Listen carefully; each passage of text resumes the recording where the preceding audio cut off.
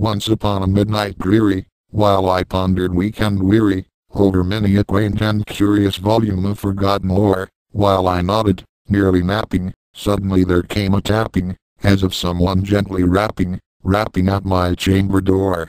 Great accent single quote tease some visitor, I muttered, great accent tapping at my chamber door, only this, and nothing more.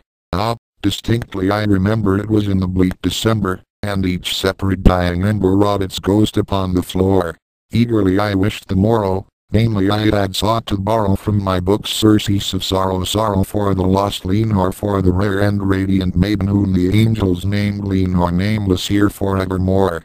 And the silken sad and certain rustling of each purple curtain filled me with fantastic terrors never felt before, so that now, to still the beating of my heart, I stood repeating great accent single quote tease some visitor entreating entrance at my chamber door, some late visitor entreating entrance at my chamber door, this it is, and nothing more. Presently my soul grew stronger, hesitating then no longer. Great accent sir, said I, great accent or madam, truly your forgiveness I implore, but the fact is I was napping, and so gently you came rapping, and so faintly you came tapping at my chamber door, and I scarce was sure I heard you here. I opened wide the door, darkness there, and nothing more.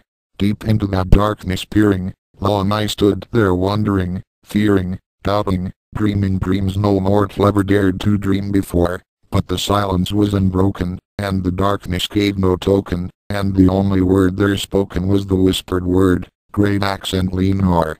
This I whispered, and an echo murmured back the word, great accent Lenore. Merely this and nothing more. Back into the chamber turning, all my soul within me burning, soon again I heard a tapping somewhat louder than before. Great accent surely, said I, great accent surely that is something at my window lattice. Let me see then, what thereat is, and this mystery explore. Let my heart be still a moment and this mystery explore. Tease the wind and nothing more. Open here I flung the shutter, when, with many a flirt and flutter, in there stepped a stately raven of the saintly days of yore. Not the least obeisance made he, not a minute stopped or stayed he, but, with mien of lord or lady, perched above my chamber door, perched upon a bust of Pallas just above my chamber door, perched, and sat, and nothing more. Then this ebony bird beguiling my sad fancy into smiling, by the great and stern decorum of the countenance it wore, great accent though thy crest be shorn and shaven, now, I said, great accent art sure no craven. Ghastly grim and ancient raven wandering from the nightly shore, tell me what thy lordly name is on the night's Plutonian shore. Quoth the raven, great accent nevermore. Much I marveled this and gamely found to hear discourse so plainly, though its answer little meaning little relevancy bore, for we cannot help agreeing that no living human being ever yet was blessed with seeing bird above his chamber door, bird or beast above the sculptured bust above his chamber door, with such name as great accent nevermore. But the raven, sitting lonely on the placid bust, spoke only, at one word, as if his soul in that one word he did outpour. Nothing further than he uttered, not a feather than he fluttered, till I scarcely more than muttered, great accent other friends have flown before, on the morrow he will leave me, as my hopes have flown before. Then the bird said, great accent nevermore.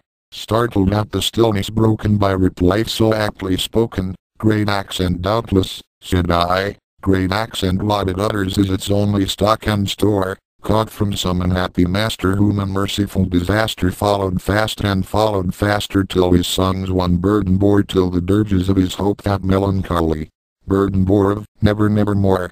But the raven still beguiling all my sad soul into smiling, straight I wheeled a cushioned seat in front of bird and bust and door, then, upon the velvet sinking, I betook myself to linking fancy unto fancy, thinking what this ominous bird of yore, what this grim, ungainly, ghastly, gaunt, and ominous bird of yore meant in croaking great accent nevermore.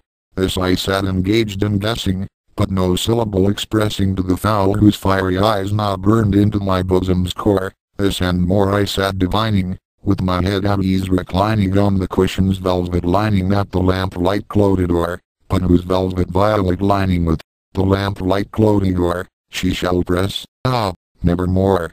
Then, methought, the air grew denser, perfumed from an unseen censer swung by seraphim whose footfalls tinkled on the tufted floor.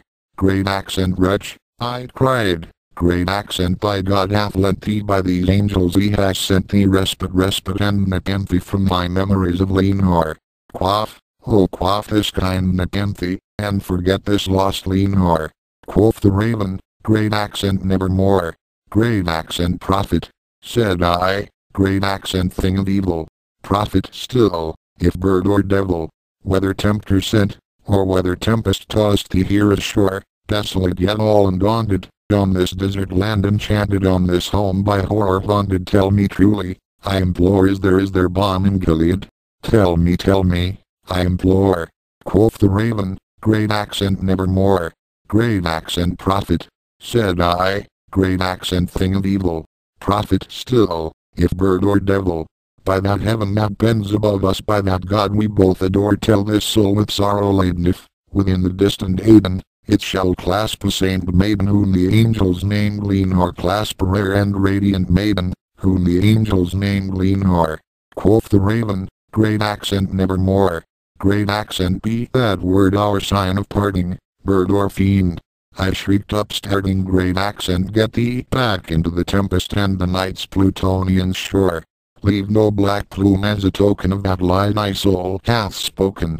Leave my loneliness unbroken. Quake the bust above my door.